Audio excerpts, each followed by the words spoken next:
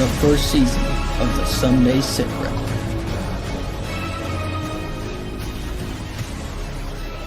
It's not just a tournament, it's a brotherhood.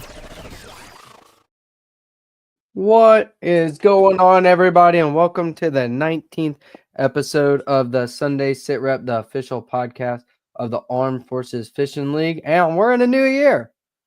It's 2025. You know what I just thought of? What's that? We got to change it to the second season on the intro. Oh, we do. It says what? It says the first season, huh? Yeah. I might just delete the season thing because we're not really doing seasons. I'll play with it sometime this week. We'll get that squared up for next week. But yeah, welcome into 2025, everybody. I am really excited for this year. I know you are too, Nick. I mean, we've got a lot of big things coming. And you know, dude, I'm just every year that's gone by so far, it just gets bigger and bigger and better and better. And I'm really excited to see what 2025 brings for us. For sure. Absolutely. Good things. Good things. Good things. Speaking of good things coming, you've got the natty dates. Let's hear them. All right. I'll say it again at the end when we get more viewers too. But we have the dates for nationals. So as we all know, it's down on Lake Guntersville in Alabama. And the dates are going to be October 19th, 20th, and the 21st are the official practice dates. And then the official tournament dates are the 22nd, 23rd, and 24th, which is a Wednesday, Thursday, Friday. So it's a 3-day tournament this year. This is going to let us have some travel time before and after the event instead of people having to take more time off of work if you're traveling from further away like we are up here. So it gives you the whole weekend to travel. So those are the official dates. Again, Lake Guntersville, I'm pretty excited for that. I can't wait. That's, again, one of those bucket list places. And now I have a reason to drive all the way to Alabama. So I can't wait for it. It's going to be a good time. It's going to be an absolute blast. I'm definitely excited for it. We're going to whack them, dude. I'm feeling it mid-October on Guntersville. Hopefully the weather's a little better this year. It's not blazing hot outside like it was this year. And, you know, we get that. Yeah. If that cold snap comes through and we get that actual fall transition, but it'll be a lot more fun. So that's what everyone's saying is the, you know, mid to late October is the time to go there. Yeah, that's the golden time of the show. So we'll see. I hope it's better. I hope the bite's better than Chickamauga. That's for sure. Oh, absolutely, absolutely. Well, we had that hurricane come through too, and that just—I mean, it did not set up good. It's just that whole thing was just kind of, I don't know. I just wanted to. You got to. Oh, Mr. Fulmer, I'm sorry, Mr. Fulmer. If I haven't gotten back to you, I will. I'll reply back to you tonight as soon as we're done here. I'm sorry. I've had a whole lot going on. I've had a really busy holiday schedule. So I'll get back to you tonight. I think I do remember seeing that you're asking about the schedule. I've got good news for you. I'll hit you up tonight and get back with you. Sorry about that. But yeah, the Chickamauga, man, I just, that's been on my bucket list for so long. And then to go down there, you know, we get hit with that hurricane. And I was just, I don't know. You know how it is. You watch all the videos of the elites and you get all excited because they're cracking, you know, 25 pounds. And it's like, all right, let's go. Right. It was humbling. Yeah. Oh, yeah, for sure. It was definitely not what any of us expected. But yeah, I think we still had a great time. The fishing aside, yeah, it was a great time. The brotherhood. That was I think that's kind of cool. Maybe it was supposed to be like that, right? That even though the fishing sucked, everyone still had a good time with the brotherhood piece of it. So maybe that's what was the intent there. The good Lord always does things in weird ways, and maybe that was his weird thing. Is hey, I'm gonna make the fishing suck. So they keep talking about this brotherhood. Let's let them see what it's really let's like. test it. Yeah. Yeah. Cool. Yeah, but So you got some donations on that, right? Yeah. Already? So just like we're excited about nationals, other companies are already getting on board and excited about it. So the first one I'll cover is a company out in Michigan. It's I don't know if you can see that, DB Baits, just a small company, all hand poured, hand tied. He donated a bait pack here. There's some craw trailers in there. I don't know how well they're going to show up with the glare. Little craws, some little swim baits in there, and like 6 different hand-tied jigs. So that'll be going to nationals with us. So thank you to them. Go check them out on Facebook. Again, that's DB Baits in Michigan. Then the other one is Thayer's Marine in Norwich, Connecticut. I buy my boats from them. I go down there. That's where I get all my boats from. Richie Thayer, he'll take care of you for sure. So I was talking to him. Do you mind bringing up the full screen again real quick? Already got you. Oh, full screen. Sorry. Yeah. I just wanted to show their website real quick. There we go. So Thayer's Marine actually donated a new 12-inch Lowrance HDS Pro. So this is going to nationals for a giveaway. It'll be a random draw on that. So that's going to nationals with us. So I mean, we're only in January. First week of January. Yeah, it's pretty awesome. Excited about our event. So there's gonna be plenty more to come. So brand new Lowrance HDS Pro 12-inch. Going to nationals. Bait pack from DV Baits. Strike King and Lou's already gave us their commitment again for nationals. So there'll be bait packs from them, and there's only going to be more to come. So it's just getting bigger. We're excited. Seems like everybody else is excited too. So I can't wait. That's pretty awesome. Starting off the new year with a $2,000 fish finder for a giveaway. Yeah. It's not when we got all the way till October. Quick. Mm-hmm. Sorry, I know you had it up. So guys, check them out. Thayer's Marine. They sell Icon. They sell Lund. They sell Nitro, Triton, Ranger, Camus, Bass Cat. Yeah. That was pretty good going off memory before I pulled this up. Dude, I look at their website daily. I'm a window shopper. I hear you. But yeah, ask for Richie over there. He'll take care of you for sure. Yep. That's awesome. You can order boats from any of those manufacturers too, and they'll rig it how you want. So if you see a boat, if you go on their website and you're like, you know what, I don't want Lowrance, I want Humminbird or whatever. I don't like the color scheme. You can order a boat through any of those guys, and he'll order it up and put whatever you want on it. So. Right, and I know they took really, really good care of you when your boat had a crack and everything. I remember talking with you through that process, and they took great care of you then. He was very He so for those that don't know, I bought a new Ranger in 2022. In that year, there's thousands at this point that had transom problems. Mine was cracked, and Thayer's Marine got it shipped back to Ranger. They built me a new boat, sent back. They re-rigged it and everything. I had it back within, I think it was like 5 months, 6 months. Luckily, I noticed it in the winter time, so I don't get to fish anyways. But they, they'll take care of you for sure. But that's what I have. I'll cover the dates again at the end of the podcast for those that didn't hear it. But yeah, excited. Last thing I'll cover is the membership renewals. A lot of people have been texting either myself or their state director saying they got an email about a membership renewal, but they already signed up through Fishing Chaos. Just ignore the email that you got. That's from the old platform that we were using.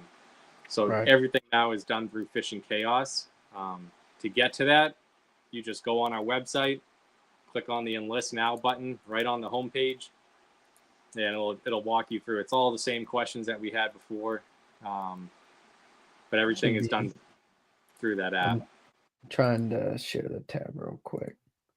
So from the homepage, Enlist Now.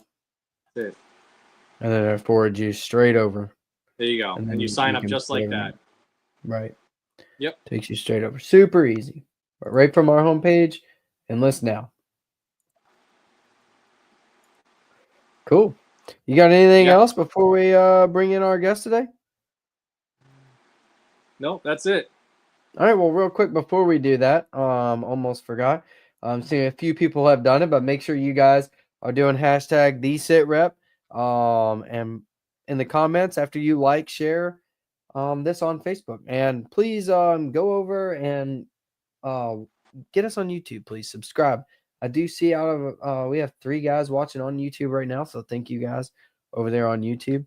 And yeah, I think we're it's getting there. The YouTube is growing slowly. Yeah, I saw that. Yeah, I just checked that the other day. Yeah, it's getting there.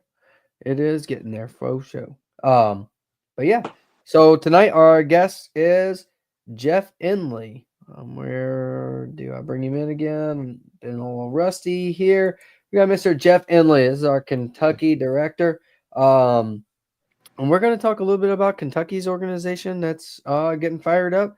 And you're going to tell us a little bit about some maintenance tips. Yeah. Absolutely. For sure. Well, let's go. So just for background from everybody that hasn't met Jeff yet, outstanding individual. Made it all the way down to the Guardian Classic, and I got to meet you there in person, and it was an honor to meet you then for sure. But awesome. Army vet. So tell us a little bit about that. Let's hear about your Army status. Yeah, I served 20 years in the Army band as a saxophone player and retired out of Fort Leonard Wood in 2012. My wife's actually from Louisville, so we retired here to Louisville. I've been here ever since. Finished my degree at U of L, and now I currently work for SMI Marine, which is we do a lot of boat repair, boat sales, and that's what kind of got me into doing this Jeff's Tips that I do on the site, just for different maintenance tips that I run across in the shop that I see, and certain things that I've run into in the past also. I hear you. I didn't know you have on your website, you have like a Jeff's Tips thing? Yeah, I do it on the Facebook. I'll put a Jeff's Tips on there. And, no kidding. The last one I did was for wintertime survival. I put a bag together for clothes and things that, in case you should fall in the water, what you could do to stay safe. So. Oh, very nice. I mean, that is so important. Now, a lot of people don't think about it. I mean, hypothermia, you have less than 5 minutes, and once it kicks in, if you're still in that water, you're not getting it. I don't care how good of a swimmer you think you are, how strong you think you are. If you're in that water long enough, you're not getting out by yourself. Yeah. Luckily, I had fallen in last year, and Brian lived close enough that he was able to go get me clothes. But yeah, there are times where if you're really far away from a ramp or something, you want to have something in the boat. Right. I've always heard of guys out north and like in the cold regions where the water gets real cold. On their cleats, they'll have a rope with a knot or with a loop in it, to where it gives you something to push up on with your foot, because you don't think about it, like your upper body strength just is gone like that with that cold water. So you can't pull yourself over the boat. So it gives you something to where you're using your upper body and your lower body strength to get over the edge of the boat in that cold water. Right. Pretty smart. We don't have to worry about that here in South Carolina.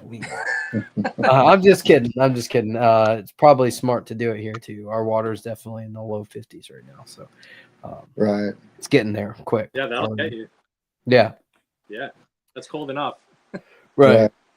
I mean, some of the water, from what I understand, is in like watery. I heard is in like the 47, 48 degree range. And that's definitely hypothermia level water, depending on the air temp. Oh, yeah. Yeah. That's cool. I did not know that. I really didn't know you had like a tip thing going on. I might have to follow that. Yeah. So go follow the Kentucky page if you want some tips. Yeah. Yeah, the last trip we made, my buddy, his wife gave him a she detailed his boat for him. So he took everything out of his boat, even the boat plug. So we got to the lake and we didn't have a plug for the boat.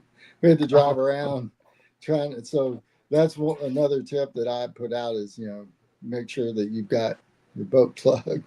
No kidding. Oh man, that's got to be a pain. Oh, that'd be so frustrating. That is one of my favorite. One of my favorite features they put on the new boats is that remote drain electric. plug. Oh, you have a remote. I love it. It's not like a remote, but you go on like at the back of the boat. There's just a little switch you turn. It's like a little lever, like my Ranger. So if I ever put the plug in, and I notice the bilge pump's kicking on, I can go just to the back and just flip the switch over instead of getting the boat out of the water. I think all the major manufacturers have now. Yeah, nice. Mine does not have that. Mine's just the old standard plastic screw in. Still scares me to this day that I'm gonna break it in half, but I don't like the plastic, but it is what it is. Definitely. Yeah, so tell us a little bit about the Army band thing. It's not too often you run into somebody that served in a military band capacity, right? I'm sure a few people in here that are military are like, what's that day-to-day life like in the military band? Yeah. So the school is actually in Virginia Beach. And when I went through it was Army, Navy, Marines, and Army. And it was a 6-month course. Mm-hmm. So it was in Little Creek, Virginia, which is in Virginia Beach.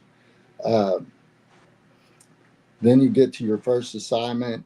And my first assignment was at Fort Hood. And I did tons of change commands, parades, just day in, day out, just busy work, just constantly playing for somebody. Right. I remember I got to play for Bob Hope while I was there.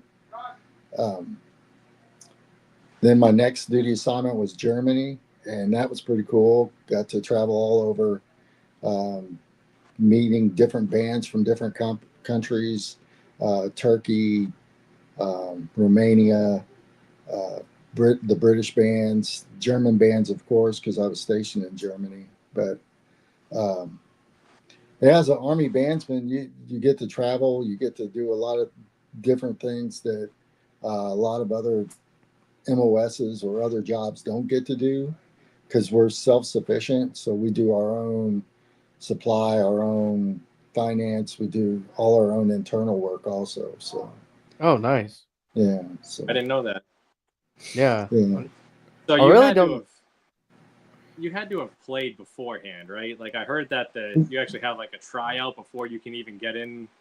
Right. So I played all the way. I had some college experience. So when I went to my recruiter and I said, hey, I want to join the Army band, they had to send me to somebody that could actually do an Army audition. And they have guys that do auditions all over for musicians that want to join the military. You still have to go to basic training. You have to still fire a weapon. You still have to do all the regular Army stuff. But like right now, I feel sorry for the guys that they've been put on call for the President Carter funeral because they've got to play and do all that stuff. And then you got the inauguration coming up in DC, and those guys are going to be really, really busy. Huh. Oh, yeah. So. I've been waiting for this. All right. I've been waiting for the. We traveled free. I don't think y'all had the. No offense, Mr. Fulmer, but I don't think you guys had the first class status. The band probably gets. Y'all got on our bad planes. I'm sure y'all probably flew commercial, didn't you, Jeff? No, not necessarily. So I was actually in 3rd Infantry Division, and we deployed as the band. And at that time, we didn't really play music. We put our instruments down, and we did guard duty for the general. So wherever the general went on the battlefield, that's where we went. We were kind of like a speed bump, if you want to call it that, and did a lot of processing POWs and things like that also. Gotcha. So what was your favorite duty station? My favorite duty station? Gosh. The most memorable was Fort Stewart for sure, because I was there during 2 tours to Iraq. Um, I was at Aberdeen Proving Ground in Maryland. That was a really good assignment because I was in E6 at the time, and I got to see more of the interactions with the sergeant major in charge of the band. So I got to do a lot more cool things. I was armor type person, so I got to go behind the gate and meet like top secret stuff and meet people that did a lot of pretty cool stuff. Awesome. And I got my top secret clearance at that time also. You had a top secret clearance as a band member. Right. That's pretty good. Yeah, that's pretty sick. Yeah. It was pretty cool. That was a pretty good assignment. We did do a tour to Iraq with that band, and got to see a lot of behind the scenes stuff that normally don't get to see as a bandsman. That's cool. That's pretty cool. That's neat. I've never even thought about it, like what the day-to-day life is for like a military bands member, because I've never met one. I mean, right. To be 100% honest. Well, I take that back. When I did honor guard, I met an Air Force band member. She played the trumpet, and she played for like it was like a family member.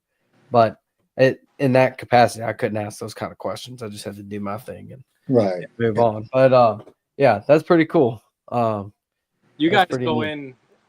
Correct me if I'm wrong. I don't know if this is like a new thing. I did meet one band member before. You guys go in as an E4, right? After all your training. Okay. Right. Yeah. That's pretty good. Yeah.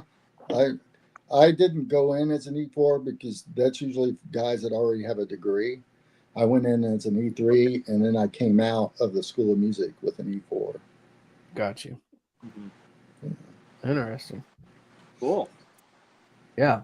That's neat. So you're gonna play the saxophone for us at one of our nationals? I can. We can do that. Very nice. I played the saxophone in high school. I wish do I the never anthem. stopped. Do the anthem. Oh man, that would be actually pretty sick. That would be very awesome. It would be. Yeah, that'd be cool. Heck yeah. Awesome. You play alto sax, I reckon. I play tenor mostly. Oh really? Okay. Yeah. Tracking. Yeah. That would be sick. Austin will sing while you're playing. I'll sing. That's disrespectful. I can't do that. You don't want that. That'd be, we'd be outlawed for disrespecting the national anthem in the country like that if I'm the one singing. You don't want that, I promise. But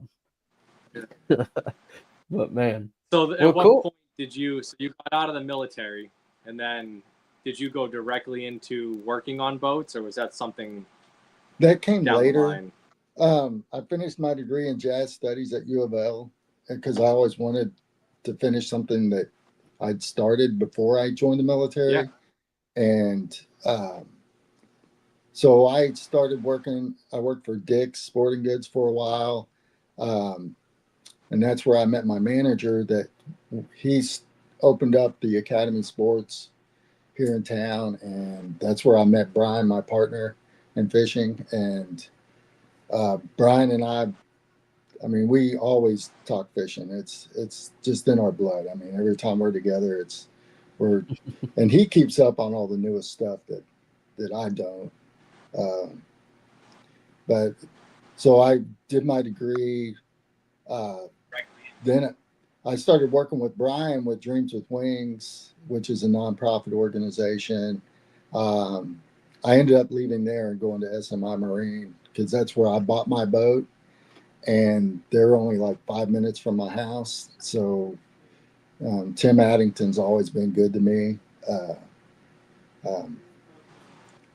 It's a pretty neat place to work.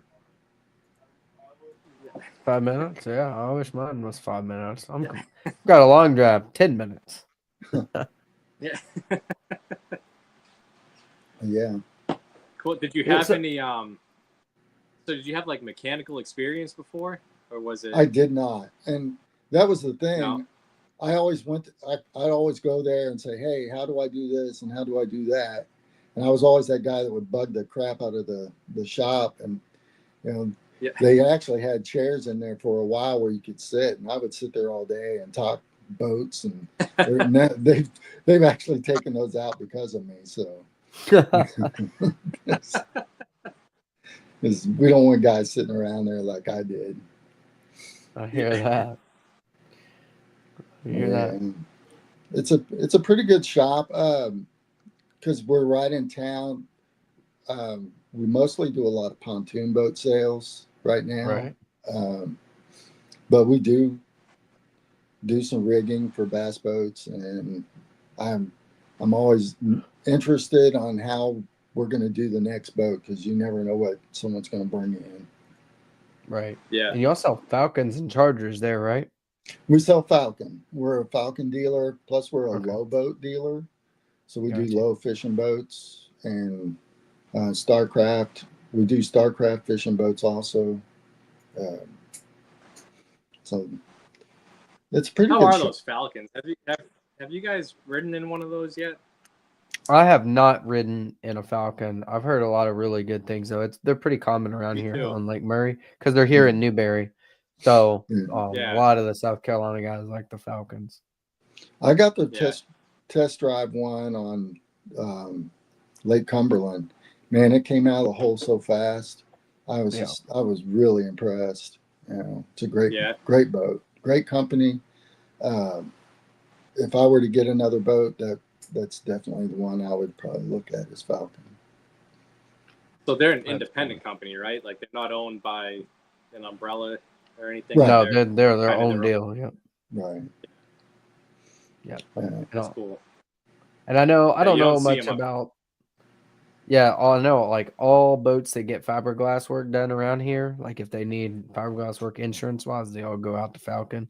Guy we fished with here just had a nitro that I would have thought was totaled, and they sent it up to Falcon and can't even tell.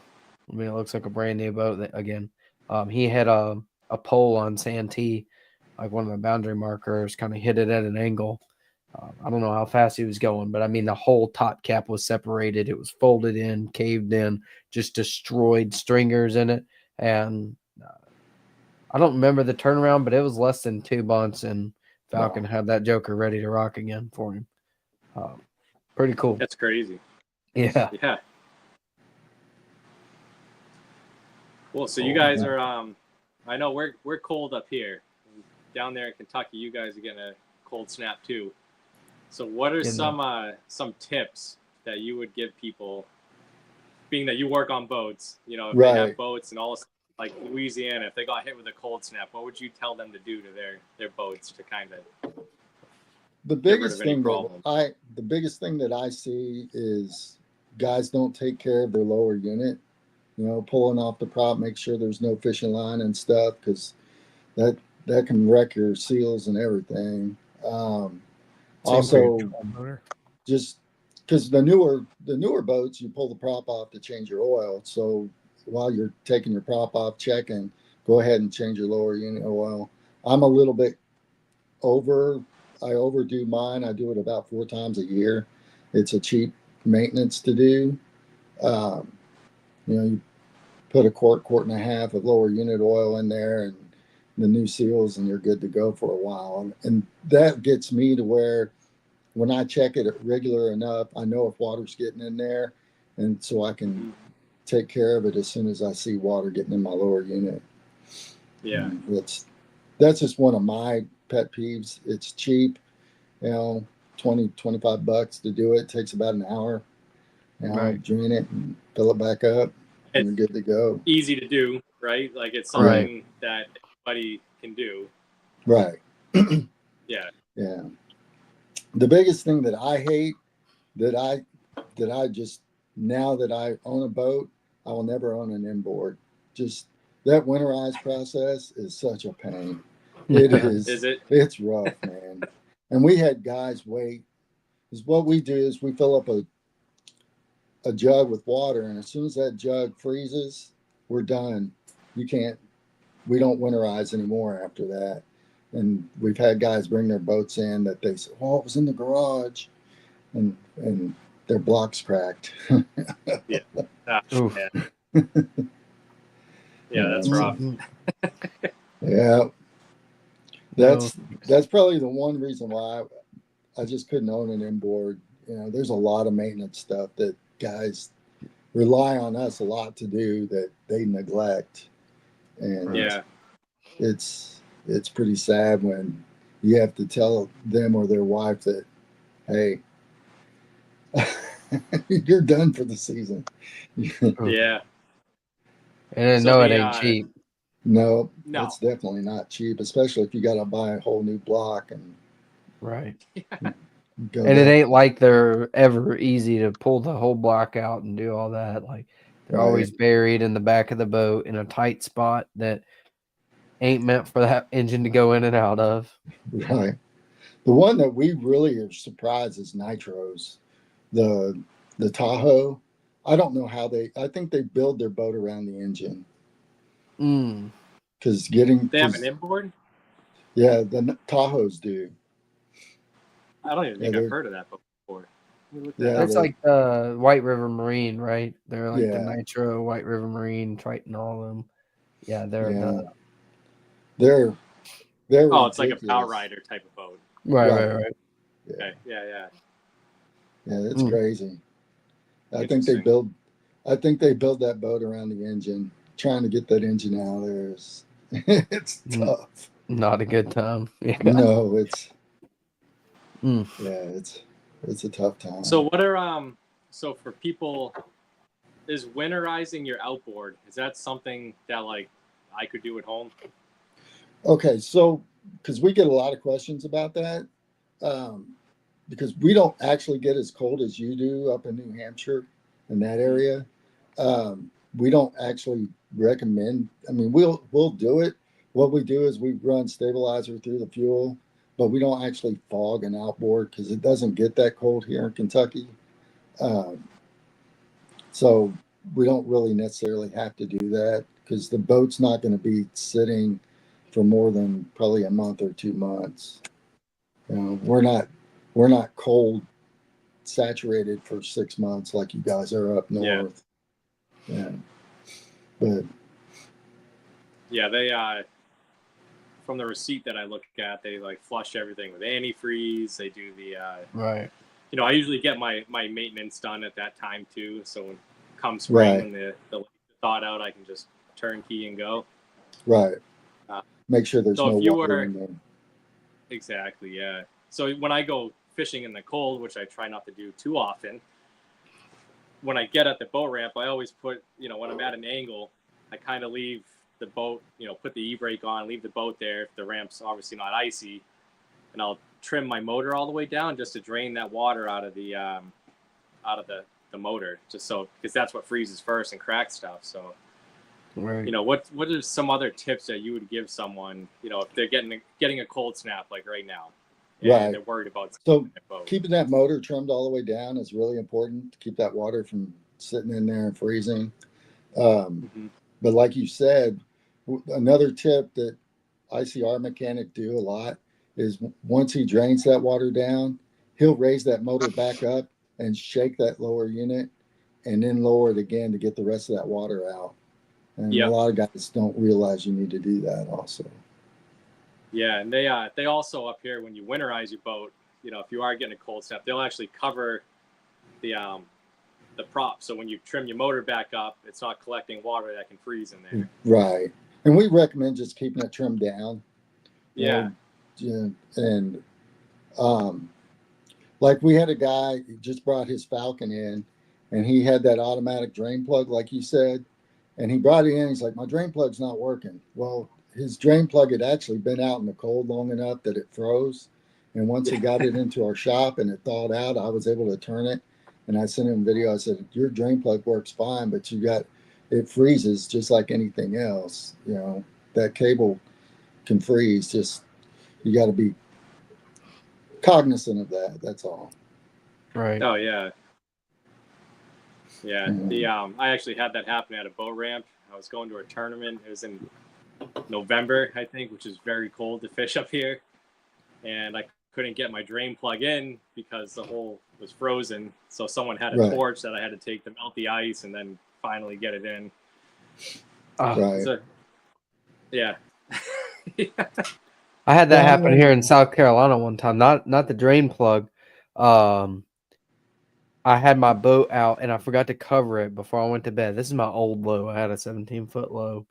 Forgot to put the cover over it, and it frosted over overnight, like hard, to where I had to pour my coffee over the hatches to open up the hatches to get my lights out and get everything ready before a tournament, because it was like 18 degrees. This is one of the coldest tournaments I ever fished. This is years ago. But that's the only time I've ever had to do that. One time in 6-7 years of tournament fishing down here. Yeah, there was a tournament, I guess it was like the first week of December on Kentucky Lake, and it got really, really cold, and they were having problems. It was the Bassmaster team tournament that went on that got canceled, and I believe it was that Louisiana that they were supposed to fish, and they changed it to Kentucky Lake. Yeah, I think it was I can't remember, the Ouachita River or whatever in Louisiana. Yeah. So I had a buddy of mine that was actually from Montana that fished it, and he said that a lot of boats were freezing on the ramp. They couldn't get, and the next day when they went back, their boats were frozen to their trailers. They couldn't get the boats off. It was a big mess. They had I think like an hour and a half delay because of all the mess that they had with boats. Yeah, but that tournament was awesome. They had some really, really good weights on that tournament. Yeah. Why is Bobby the way he is? Bobby's giving us some sound advice right now. I agree. 3-inch screws. Put 8 in each trailer tire. Yeah. He forgot to make sure you use Gorilla Glue, seal it up, let it expand in there and bulge up. I was sitting there trying not to laugh while you were talking, Jeff, because I was reading it. As I got through it, I had to text Bobby, "Why are you the way you are?" Oh man. So that's some basic, cold weather stuff there. Obviously as fishermen, we travel a lot too. Right. And a lot of people overlook their trailer. Do you guys work on trailers where you are too? We do. And that's the guy with that Falcon just brought his in, and he had some problems with one of his wheels with the hub not working right. And I've had so many trailer issues on my trailer that I'm kind of like a pit crew when it comes to when I break down or something. I've got all my tools now that I carry with me. But like Philip and I've talked, I use Discount Tire. They're usually anywhere. And if I have a problem, I can go into Discount Tire and get a tire taken care of pretty quick.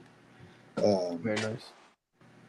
It's just sometimes you need to learn like how to have your time used wisely, Right. And trying to be preventative, you can't always make sure you're going to have, there's always things that can happen. I try to carry as much extra stuff as I can, but I can't think of everything all the time. There's accidents that happen. Yeah. So what are some things that you do? Like if you're making a long haul with your boat, what do you check on your trailer? I check to make sure my hubs are really greased. I'll jack each side up, spin the tires, make sure there's nothing like a seal's not busted or something. I'll throw some extra grease in there too, just to make sure my lights are all working. That's probably the biggest maintenance on your trailer that you can do is make sure your lights and your wheels are good. Make sure your spare's good. Just one thing that happened to me. Spare. Check the PSI on your spare. Yeah. Foot stomp that. Yeah.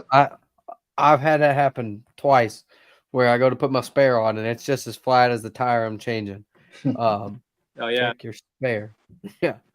The other thing I'd say too, when I was up at Champlain one year, I put my boat on the trailer and I was towing it back to the cottage, and I noticed it just bouncing. I'm like, man, what is going on? So a couple of my bunks had rotted out, and when I loaded the boat, they let go.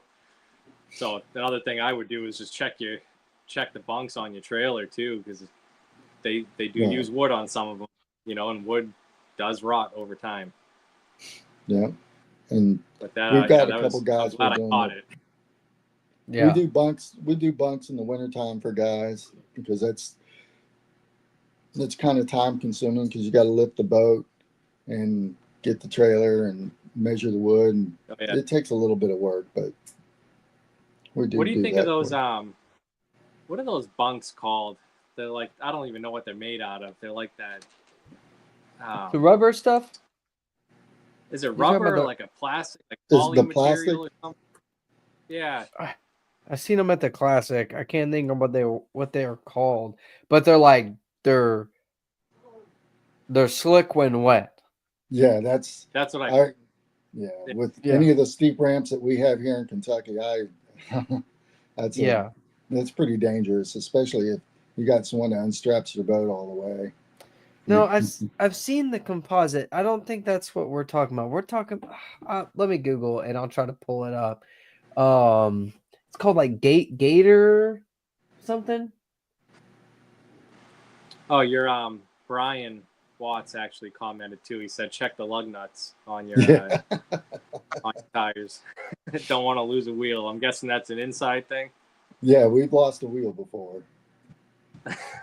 We were traveling all the way to Table Rock, which was about a 10-hour drive.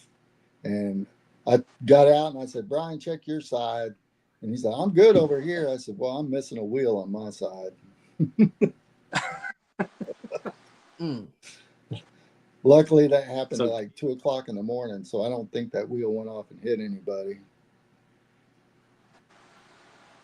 I'm trying to pull this up. I'm so thankful. Gator back and Gator track. Gator hide, or is that what it's called?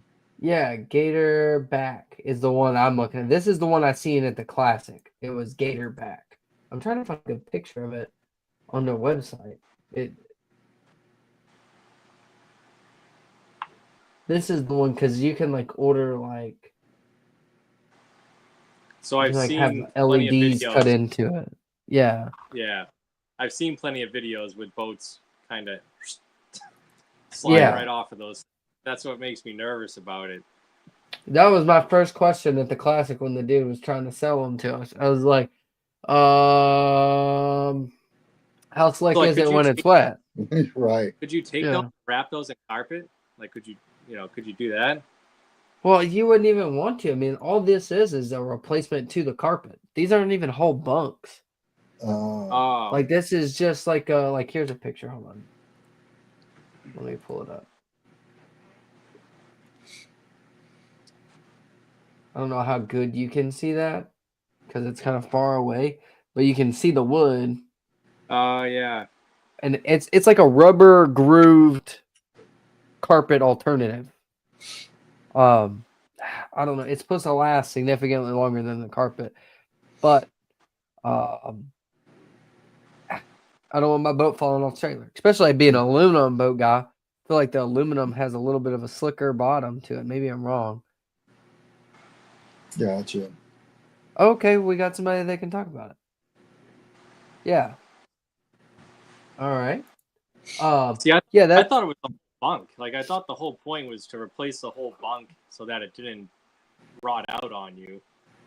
But now I guess it's just wraps over, huh? Maybe there's another brand like that. I'm unaware of that, but I guess you could do exactly what the one fella mentioned in the comments. Composite. You could replace your boards with composite boards potentially. I think that's the one that I'm talking about. That I saw. Yeah. I never even thought about that. Genius idea. I don't know how the composite boards do with holding water though. Like if they're gonna soak up the water.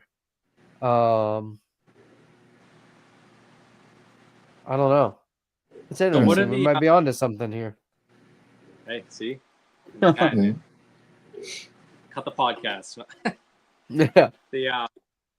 So what about the straps? Is there anything you look for on the straps when you? Because me, I don't up here. If you get caught power loading, they'll ticket you.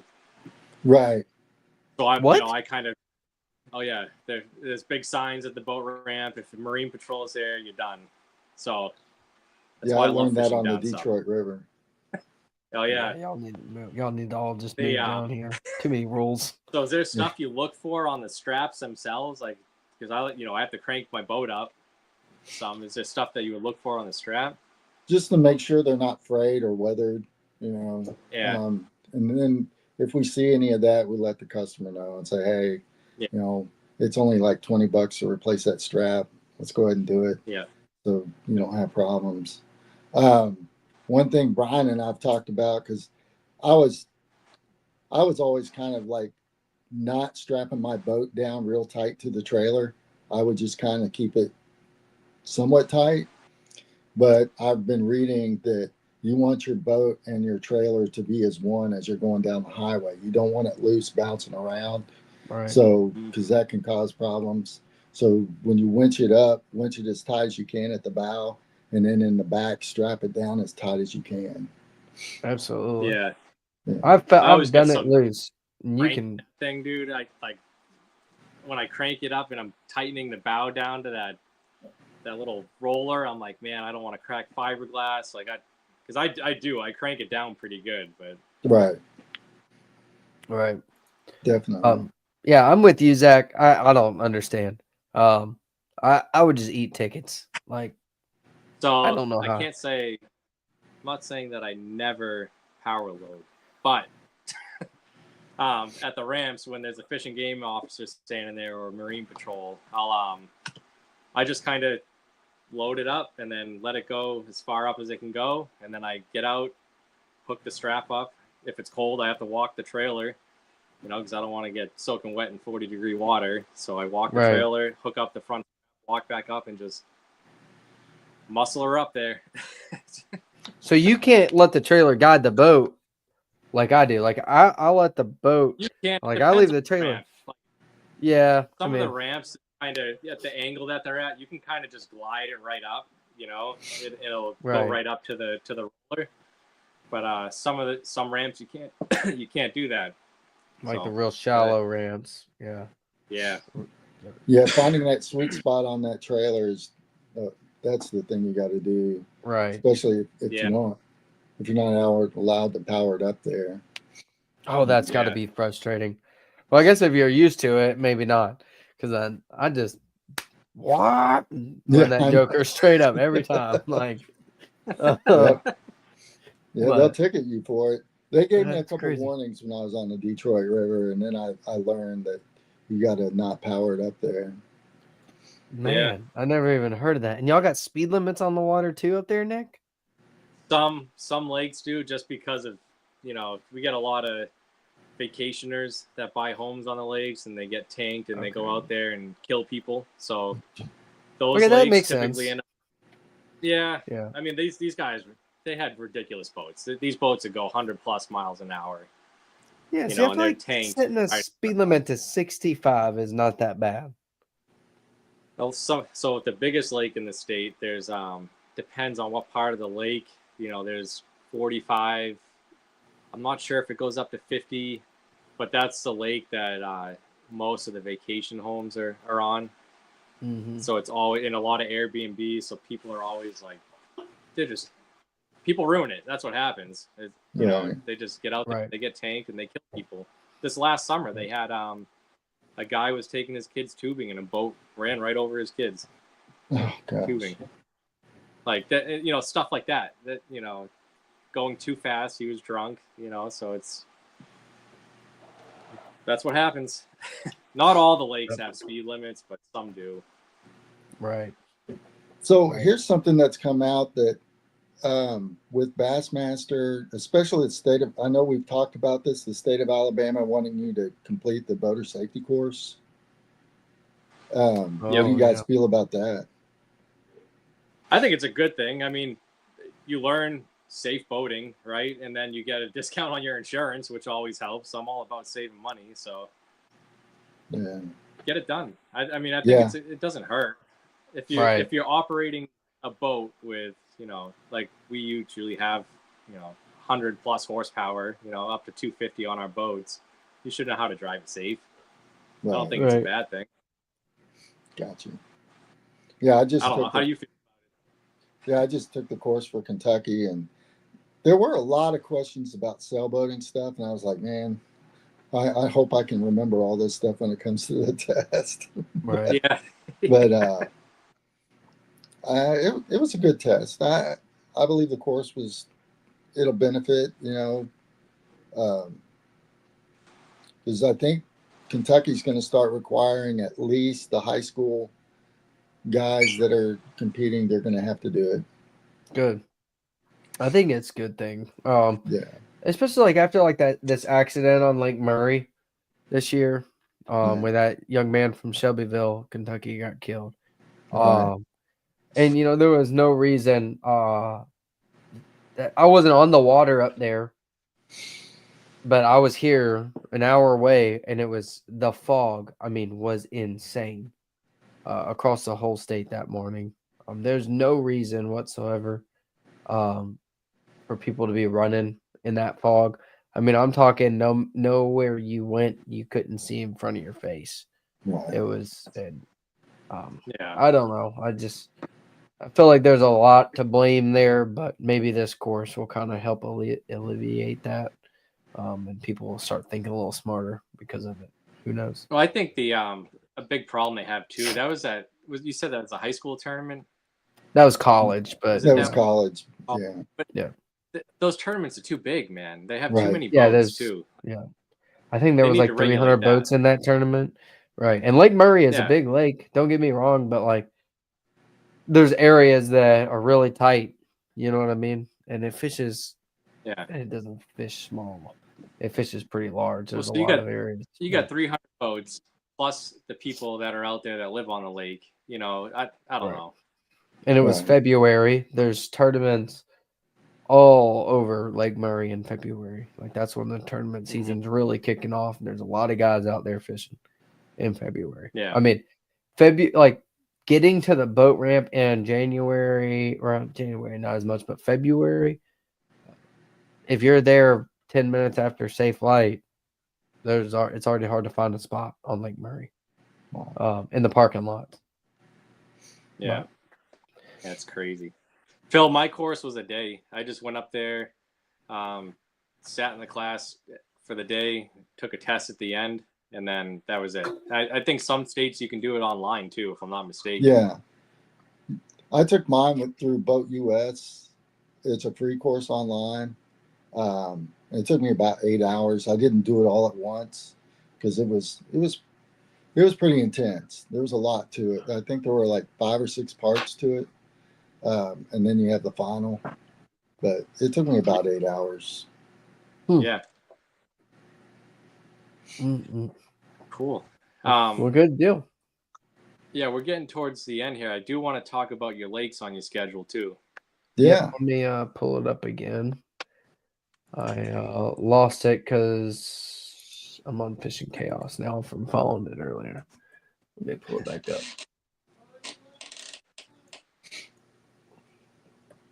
So you're starting off on Green River Lake, right? But by the way, do we have any Kentucky people on here? Let us know in the comments real quick. Definitely excited to see my home state operational. I'm going to try to get out there to 1 or 2 of them. Depends on timing.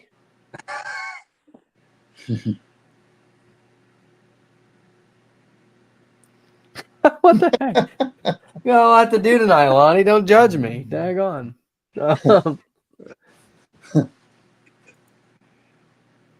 Alan checking in from Kentucky. We got it. Oh, there we go. Here we go. Cool. We got one.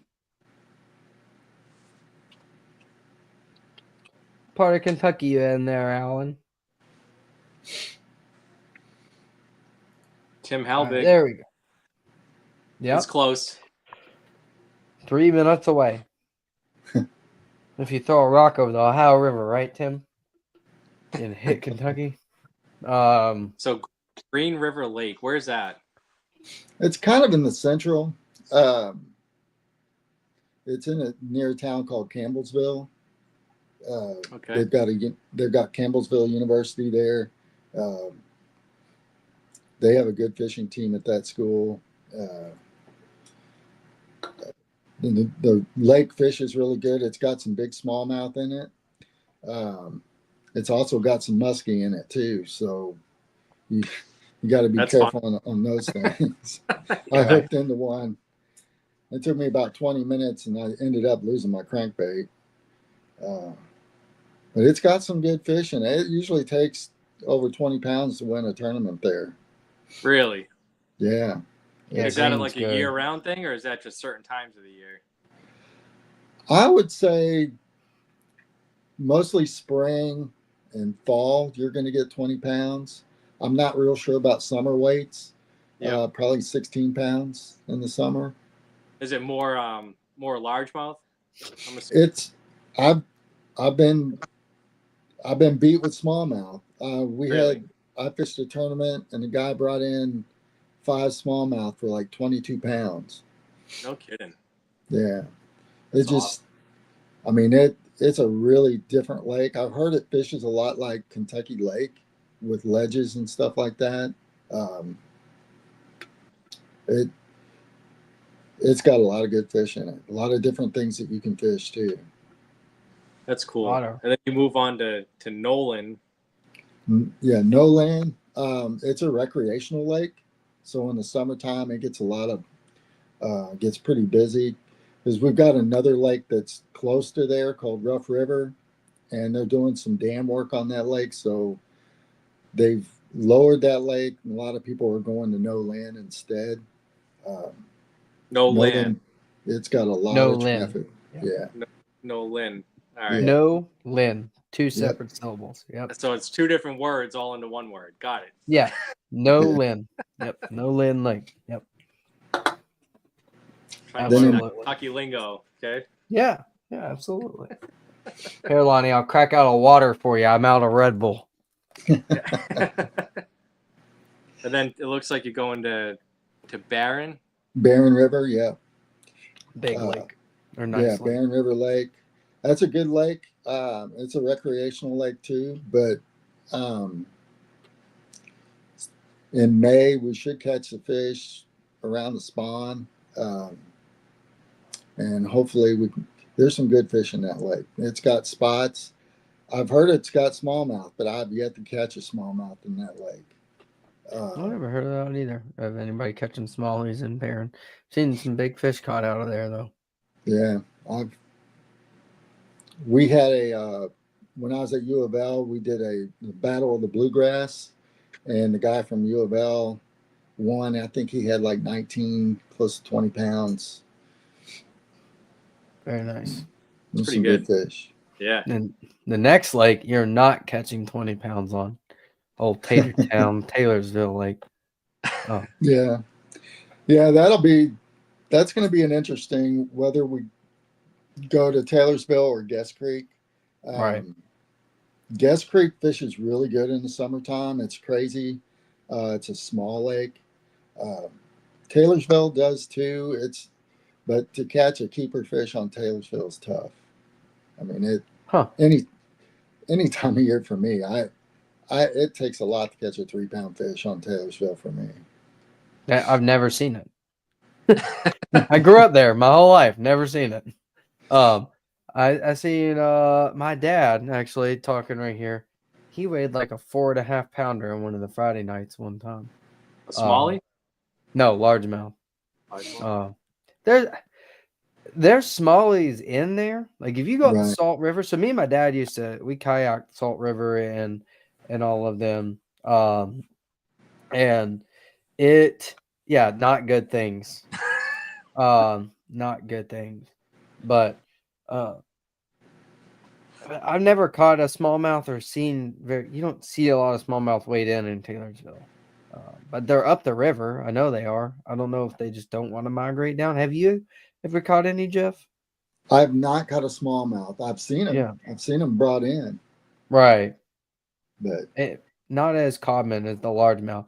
It's a 15-inch limit, and there's a whole lot of 14.5 to 14.75-inch fish in there. yeah, it's crazy. Bunches of them. Yeah. So what about that other one? Because when I think of creek, I think of like something I can go walk through and it's ankle deep. Like what's that? It's a small lake. I forget how many acres. If I don't know if Brian's in or not, but we fish it for the USA Basin. Brian and I do, and there are times it takes 19, 20 pounds, and the next week we could fish it, and someone will win with one fish for like 3 pounds. That lake gets a lot of pressure. And the same with Taylorsville. Taylorsville gets probably starting in the spring. It probably gets 5 tournaments a week. It's pretty. So he's actually commented. He said he wants you to do that one over Taylorsville. He said, "Please." Yeah, I understand. Yeah. The only reason people have tournaments on Taylorsville Lake is because it's the closest one to Louisville. Right. That's really it. It's then not you go like to it's got good fishing. Yeah. And then Cumberland. I mean, we all know. We've all heard of that. Yeah, that'll be a good lake. It can be really strange to fish at that time of year with all the recreational boaters, because that's one that I tend to fish in the wintertime or in the fall. But I think there are enough no wake areas on that lake that you could get into and have a good day of fishing without running into too many pleasure boaters.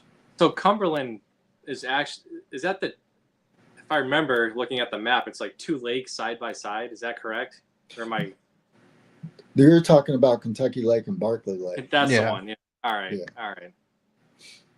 Yeah. Cumberland. Oh, Cumberland's the one I wanted to go to for. Yeah, we were talking about for nationals. Yeah, it's down in the southeast. That is on my bucket list. That looks. I like the looks of that lake. Right. Yeah, it's got a lot of water. Yeah. It is a big lake to break down. It's so long. And it looks pretty clear from all the videos I've seen. It looks like clear water. Mm-hmm. Yeah, for the most part. If you stay down at the dam area, there's a lot more clear water. But if you go, I'm not even sure what the name of the city is, where most of the tournaments go out of. Up towards Somerset. Yeah, there's a lot of trees, a lot of different cover that those guys fish down there. That I tend to stay more towards the dam. That's kind of my area of the lake. Yeah. Right. Dad, I don't know about Cedar Creek Lake. I don't know if you could really. There's something to Cedar Creek Lake has slot limit, I think. I don't think you can have a tournament there. Right. We do it. Our club does a tournament there. We do a paper tournament, and Brian will tell you it's a pain to do a paper tournament. I imagine everybody's weights right. But there are a lot of catch and release, the CPR tournaments on that lake. There's some big fish in it too. I think you can only have one fish over 21 inches or something, like 21 or 24 inches. It's a trophy lake in Kentucky. Right. Yeah. It's pretty cool. I like how in Google Maps or Google Earth, you can actually go back in time and see before it was flooded. And you can see where the barns and the culverts and all that are. Hey, don't go spilling the beans now. All right. Sorry. Well, there's one of the pro fishermen actually showed it on online on YouTube or something. When I travel, like I'll go back and do like the time lapse on it, so you can see when they drain the lakes and stuff. You can see all the laydowns and all that. Right, but this one's cool because you can see it before it was ever built. Yeah, that's cool. So you can see, yeah, it's pretty. But yeah, a neat. lot of your lakes are man-made down south. I always forget that. Mhm. I'll never Oh, forget yeah. that. Like on Santee, and I think Santee, you'd see like house foundations and stuff when you're idling through some areas and whatnot. There's a few. Yeah, I've got one Yeah. marked on the main river. Yeah, there's I don't know how common they are in Santee. I found one that's a solid, like you can tell it's a house I or a found one. barn or something. Found a bridge too, That's or cool. road. Yeah, in a roadway. That was pretty cool too. Going over like a road, you just see a road on your side scan. Mm-hmm. Yeah, That's pretty common down here. Road beds are pretty common in the south, yeah, for sure. cool. And then after Cumberland, it looks like going back to Nolan. Yeah, that'll be a good one in late fall. Yeah. So And that's then late fall for Green. you? Yeah. Okay. I mean, the September, October, that gets into our tough time of fishing. That'll be a tough tournament. Yeah. And then back to Green River October. to close it out. Green. Right. Yeah, I'm hoping Green really has a good turnout. It's a good lake. It's got a lot of places for people to stay, and the ramps are all good that I've used on that lake. It's a pretty neat lake to fish. And you're hitting it at good times when the pleasure boating scene shouldn't be too horrible. March 1st, I don't think you're going to have to worry about it. But October 4th might be a little but I don't think it's going to be horrible. Yeah, we should be all right. Yeah, I think you'd be fine. For sure. So what's the lake on your schedule that you think is going to produce the biggest bag? I think Green River, that first one, yeah, between Green River and No Land. Last year, No Land really surprised me because we had a big flood and most of the people on the lake couldn't get to their docks. And we had some good tournaments on that lake, some good 18, 19-pound bags. And that really surprised me. No Land, we sat behind one dock and I caught like 10 or 11 fish in a row. And it was just I've never had that on No Land. It was fun. We had a really fun tournament. I definitely think Green River on March 1st is going to be really hard to beat unless there's a really weird cold front or something stupid that comes through weather-wise. I think that would be really hard to beat that bag. It's going to definitely take 20 pounds. Your dad disagrees with you, Austin. Okay. What'd he say? He said green or barren. Yeah, barren on May for sure. Cumberland in July? I don't know. In July, maybe. Not. Maybe. Not Taylorsville Lake. That is my answer. Number one answer. Not Taylorsville Lake. Yeah. And if you had to guess the winning weight going to be on Green River? I'm going to say 20 pounds. 20? Yeah. 20.97. I don't know the lake at all, so I'm not even going to give my input. Oh. Yeah. I'm hoping it takes 20 on a couple of those tournaments. I think all those first three for sure have the opportunity for it. On No Land, Barren, and Green in the spring. I definitely think there's an opportunity. Green River on October 4th has an opportunity for it too. If you have a cold snap and they're eating a buzzbait, I think you definitely have an opportunity for 20 pounds. What color? Yeah. A buzzbait. Whatever color you choose. Yeah, that'll be a good one.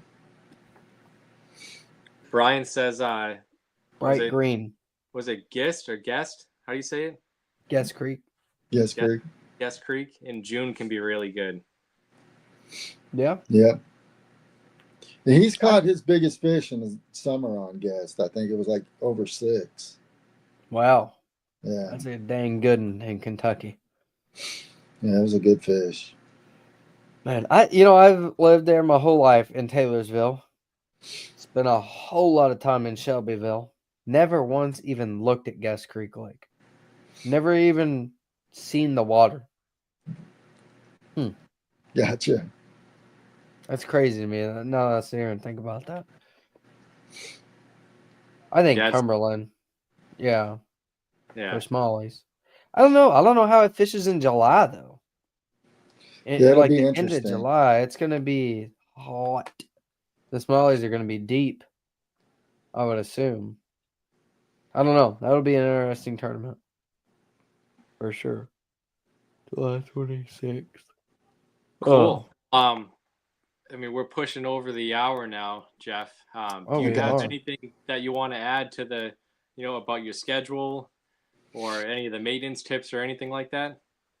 The biggest thing on the schedule is I didn't put any times. Most of them are going to be safe flight to probably 3 o'clock. Yep. And that's just, until we get closer to tournament times, and I'll know for sure. But I think the standard would be safe flight to 3 p.m. Yeah. Right. Yeah. Good deal. Well, if you guys haven't already and you're in Kentucky and you want to, join the Brotherhood, go head over to our website, armedforcesfishing.com. Just click on Enlist Now, and that'll take you right to the Fishing Chaos site where you fill out the form, sign up. This is Jeff, your director for Kentucky. If you have any questions, you can reach out to him. All his contact info is on the website. You can message the Facebook page as well, and he'll answer it. Feel free to reach out to him anytime. If you guys have any questions too, you can reach out to any one of us and we'll get you in touch with them.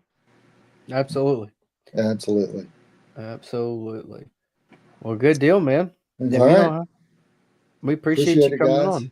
Yeah. Thank you, guys. Yeah. Thanks, and Jeff. We'll talk with you later. All right. Thank you. See ya. All right. Good deal.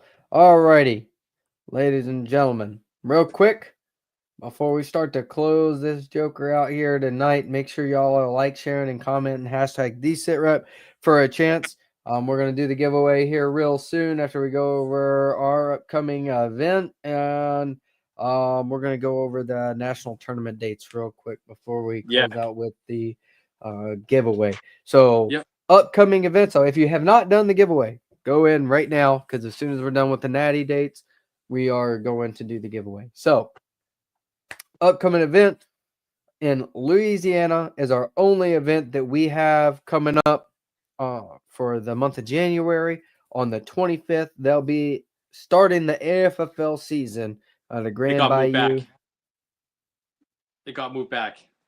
Huh? It's next weekend. The 11th Saturday. Yeah, he had to change. It's this Saturday. Yeah, the 11th. Oh, disregard. I was not tracking that. Okay. Well. Yep. This coming Saturday, the first AFFL tournament of 2025.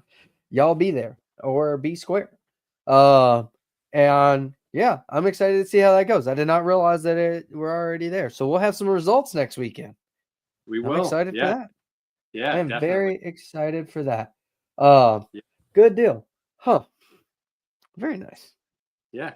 And then for those that weren't here in the beginning, we do have dates for the national event. Again, it's on Lake Gunnersville in Alabama. Official practice dates are October 19th, the 20th, and the 21st, which is a Sunday, Monday, Tuesday.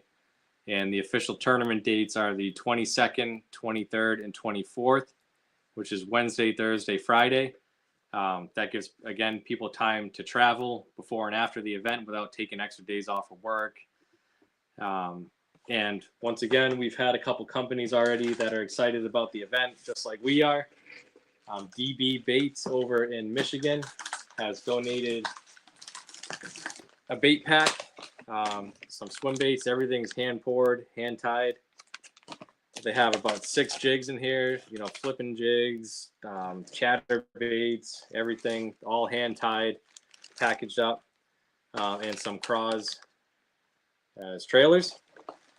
And then the other donation that we've gotten so far is from Thayer's Marine in Norwich, Connecticut. That's where I buy my boats from. Great place to go. They'll work with you. Ask for Richie Thayer down there. He donated a brand new Lowrance HDS Pro 12-inch.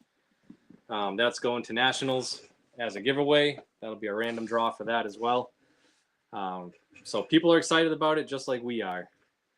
We'll have more information to follow about the boat ramp and where we're launching from and everything once we get all the permits and everything that we need back. I just don't want to give out any information just in case stuff changes. So once everything is finalized, we'll be updating the website this week with all of that. So keep an eye out for that. Absolutely. Well, I don't really have anything else. Do you, Nick? I've got the devotional after the giveaway, but do you have anything before we do the giveaway? Nope. And then just the memberships, again, it's all through Fishing Chaos, yep. like we just said. A lot of you are getting emails about renewing your memberships through the old platform that we're using. Just ignore that and go through the website where it says enlist now, and that'll take you right to Fishing Chaos. It's all free. You don't have to subscribe to anything if you don't want to. If you do subscribe, you get your fees and everything when you register for events waived. So there's some benefits to it. You get discounts on products and everything, but you don't have to do that. Zach just made the tournament post for Louisiana. Go ahead over to the Louisiana page and check that out if you want to fish with them. And Phil just commented, my dates are changing, but I'll put that out as soon as permits are resecured. Phil got a promotion. Congratulations, Phil. So his work schedule shifted a little bit. So just bear with him. He'll get it all together and taken care of. Congratulations, man. Yeah. Now I'm good. All right. So moving over to the giveaway. Here we go. So doing a t-shirt and some barbecue sauce tonight. All right. Let's see who we got.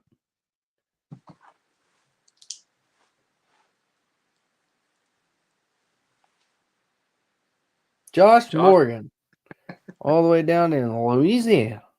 Roger that. Josh, I don't know if we do have your address because last time we just gave you the stuff at the National. So I got it. Shoot. Oh, you got it? Yeah. Good deal. Cool. Well, we'll get that shipped out to you shortly. I know I'm a little behind on some barbecue sauce. I got to get some barbecue sauce shipped out. But cool. Well, good deal. Congrats, man. And thank you guys, everybody, for watching. This is concluding the 19th episode. And thank you guys all for watching. Thank you, Jeff, for coming on. And his tournament partner, Brian, was supposed to come on, but he was feeling a little under the weather and didn't want to have any distraction on the show. So thank you, Brian, for wanting to come on. And maybe next time we'll get you on in person. But other than that, I don't really have anything for him other than the devotional. Do you have anything, Nick? I'm good. Good deal. Well, I'll get this pulled up here and start this. Let me clear out the banner since we no longer need that. And I'm going to pull it up. So today, this might go a little long, but I'm going to keep it as short and sweet as I can because we're running a little long. So I'm going to start it with this. I have been crazy busy over the last 3 months. I've had a lot going on in my life, a lot of unforeseen circumstances, and life's crazy sometimes, and a lot of things happen that we'd never expect, but it is what it is, right?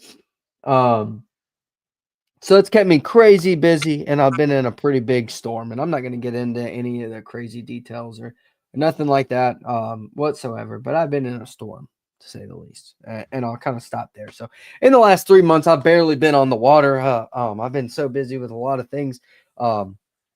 I've been on the water since the national championship probably 4 times total up until the first, maybe 5 times in the last 3 months, which is not me. I'm normally on the water at least once a weekend, or some weekends I wouldn't, but I was normally on the water a bunch.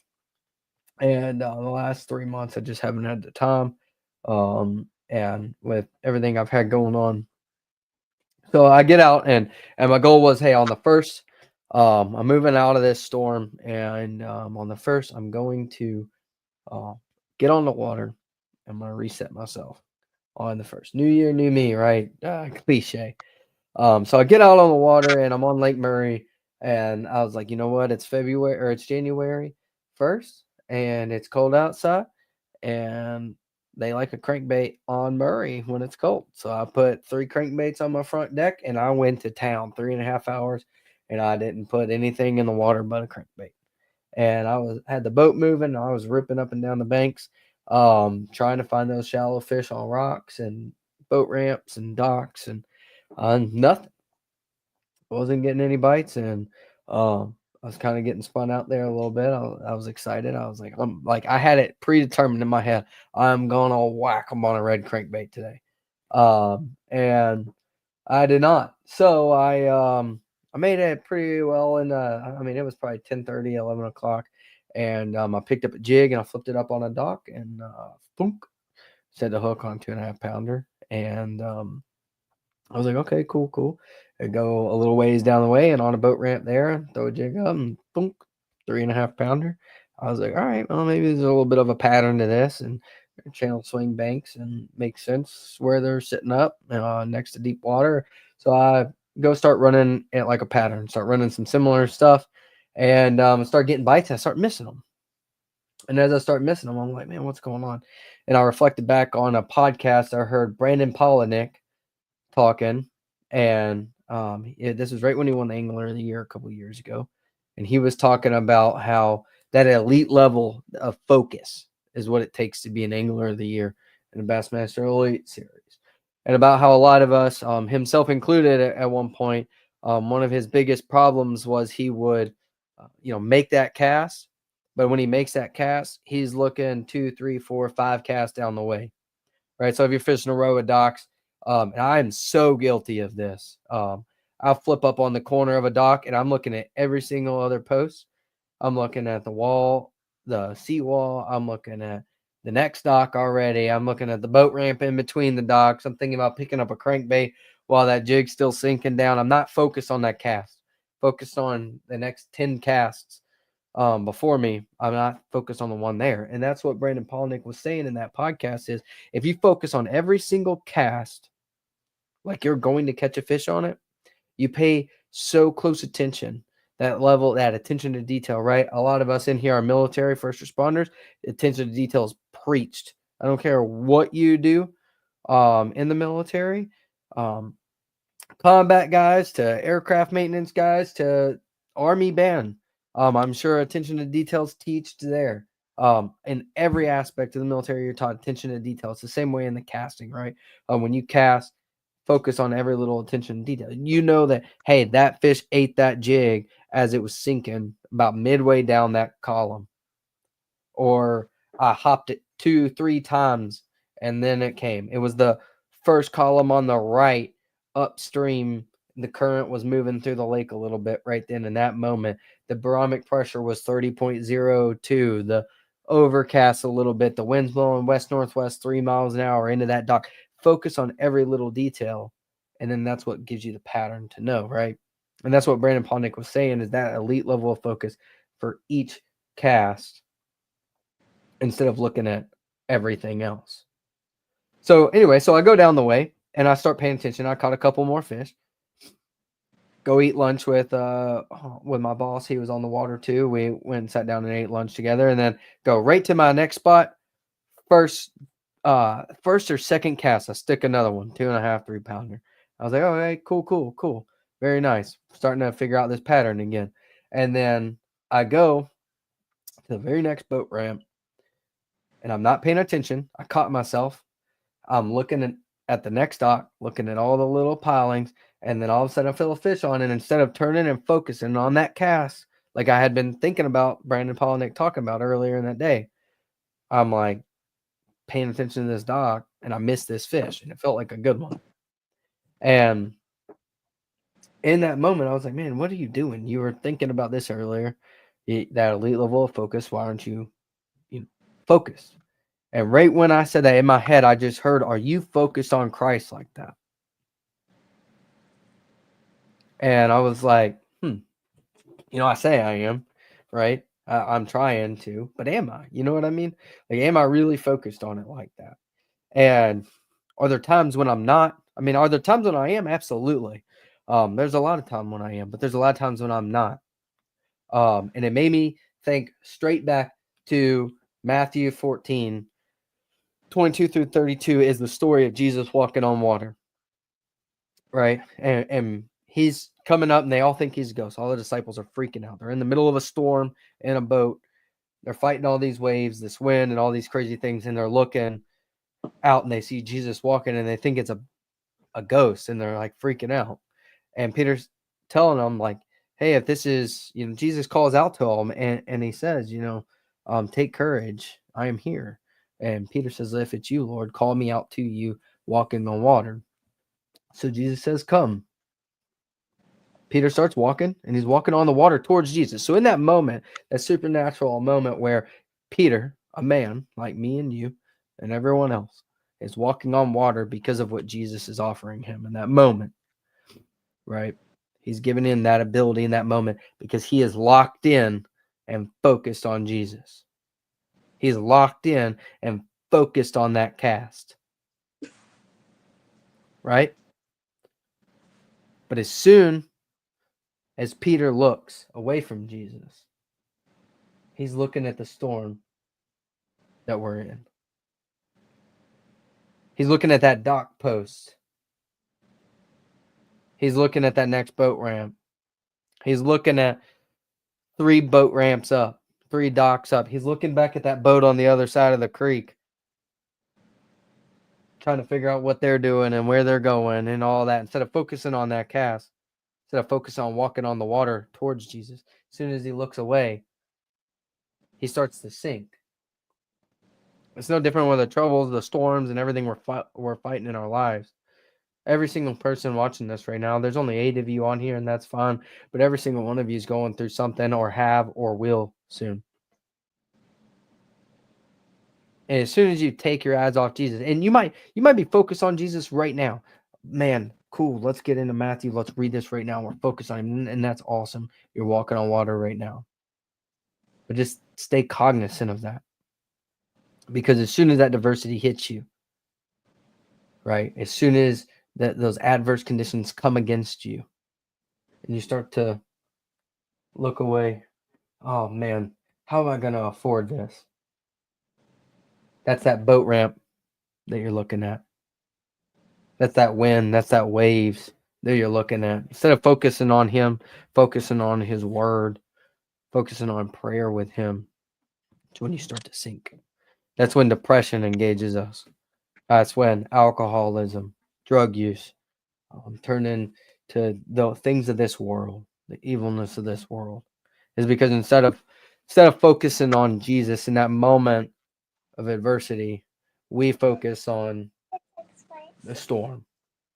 Instead of focusing on that cast and that having an elite level of focus on that cast, know what that jig's doing, get that level of feel in your rod, feeling every little rock that jig's crawling over, that's because you're focused.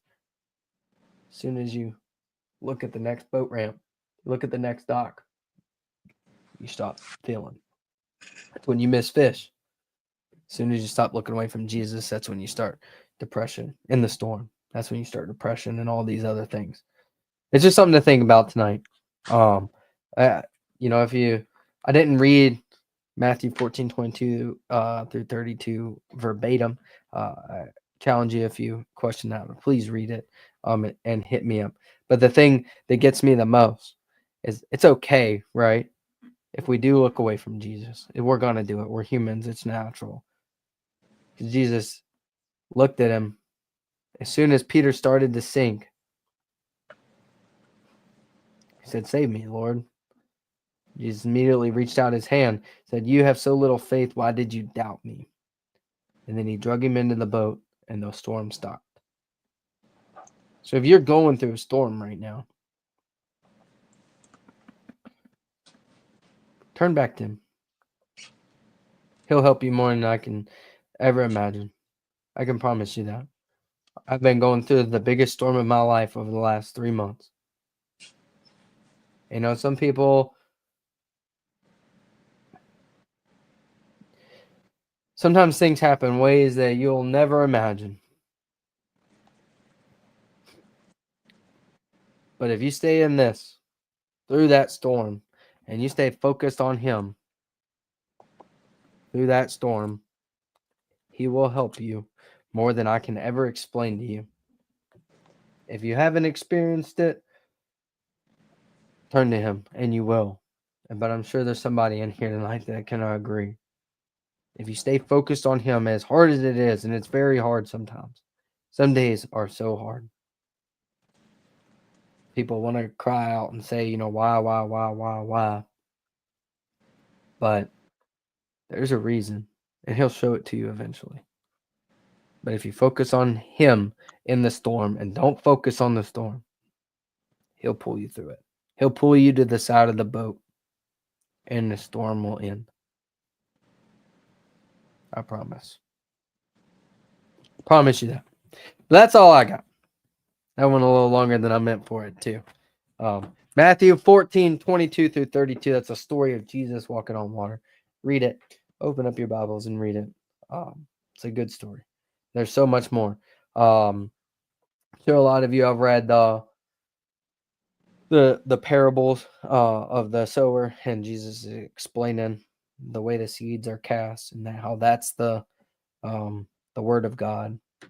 And that's what he's explaining there is the word of God is all a parable. All of it is. There's so much more. If you take every word in that Bible at face value, you'll never understand it, but you have to dig deep and understand it and apply it, because everything's a parable and everything has a deeper meaning than what it is at face value. But cool. That's really all I've got. Do you got anything else, Nick? Anybody got any questions, comments, concerns? I'm not even going to say anything after that. It was Amen. Yeah.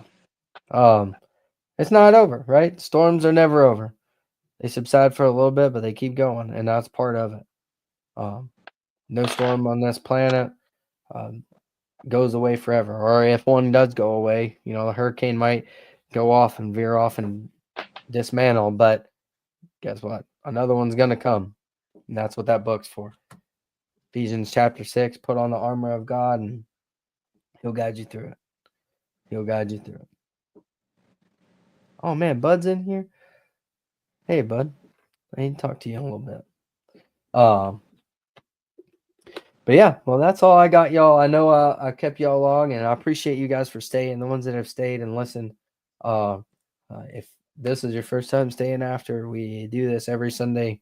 We have a little devotional at the end. This one went a little longer than normal, but yeah. You got anything, Nick? I'm good. All right, I reckon we'll send them off, and y'all have a great night. Have a blessed week, and we will see you all next week. And we're going to have results on Louisiana. Our first derbies this Saturday. I did not realize that. I am stoked about that. I'm jealous 2020. I am, but yeah. Yeah, 2025 is kicking off great. I'm excited about it. I am excited about it. But cool. All right, well, y'all have a great week. And remember, it's not just a tournament. It's a brotherhood. See y'all.